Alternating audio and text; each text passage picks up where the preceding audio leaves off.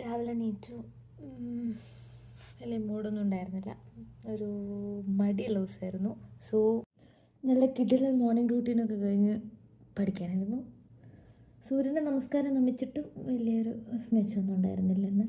എന്നാൽ പിന്നെ ആക്റ്റീവായിട്ട് എന്തെങ്കിലും ചെയ്താൽ ഇൻട്രസ്റ്റിംഗ് ആയിട്ട് എന്തെങ്കിലുമൊക്കെ കാണിച്ചു കൂട്ടുമ്പോൾ കുറച്ച് സമാധാനം കിട്ടാറുണ്ട്. സ്വതവേ എങ്ങനെയാണ്.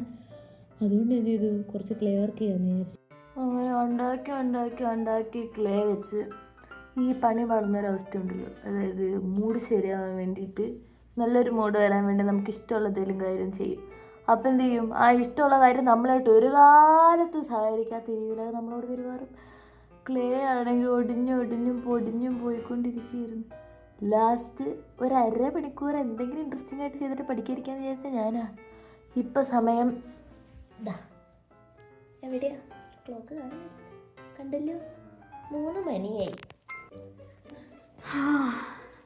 അത് നേരേക്ക് ഇതുപോലെ 2 സാധനം ഞാൻ ഉണ്ടാക്കിയിട്ടുണ്ട്.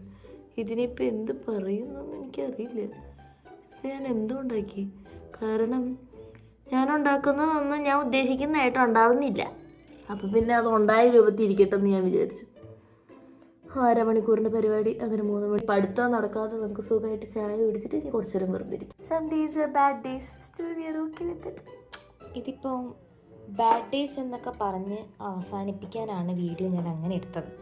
സ്റ്റിൽ എൻ്റെ ഉള്ളിൽ ആ ഒരു ഇരിപ്പുറപ്പില്ലായ്മയുള്ള ഒരു അസുഖമുണ്ടല്ലോ. അതായത് ഈ ഒരു സാധനം ചെയ്ത് കഴിഞ്ഞാൽ ഇതെന്താ ശരിയാവാത്ത, ഇത് ശരിയാവാതെ ഇനി ഉറക്കം വരില്ല, അങ്ങനത്തെ ഒരു വൃത്തിയായിട്ട് സ്വഭാവം ചിലർക്കുണ്ടാവും. അതിലൊരാളാണ് ഞാൻ.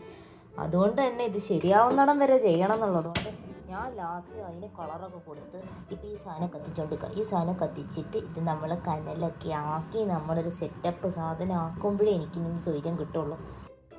ഫൈനലി ഞാൻ ഉണ്ടാക്കിയ ആ സാധനം ഇരുന്ന് പുകയിരുന്നത് കണ്ടോ?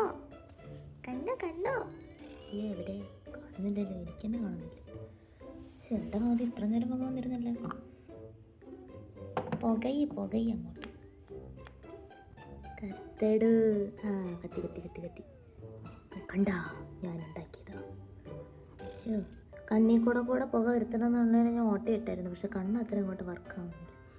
പിന്നെ ക്ഷമയില്ലായ്മ എൻ്റെ കൂടപ്പിറപ്പായതുകൊണ്ട് ഇന്നൊന്നും ചെയ്തിട്ടില്ല എന്നുള്ള എൻ്റെ കുറ്റബോധത്തെ എനിക്ക് മെറിയെടുക്കാൻ വേണ്ടിയും ഞാൻ ഒപ്പിച്ചാണത്. അവിടെ കോട്ടയിൽ കൂടെ ഇങ്ങനെ പുക വരുന്നുണ്ട്. ആക്ച്വലി അങ്ങനെയൊന്നും വരാൻ പാടില്ല, വായ കൂടെ മാത്രമേ പുക വരാൻ പാടുള്ളൂ. പക്ഷെ എൻ്റെ ഒരു ക്ഷമക്കൂടുതലുകൊണ്ട് ഇത് ഇപ്പോൾ വായയിൽ കൂടെ വെച്ച പാത്രത്തിൻ്റെ അടിയിൽ കൂടെ സൈഡിൽ കൂടെ ഒക്കെ പുക വരുന്നുണ്ടെന്ന് മാത്രം. എങ്കിലും കൊള്ളാം.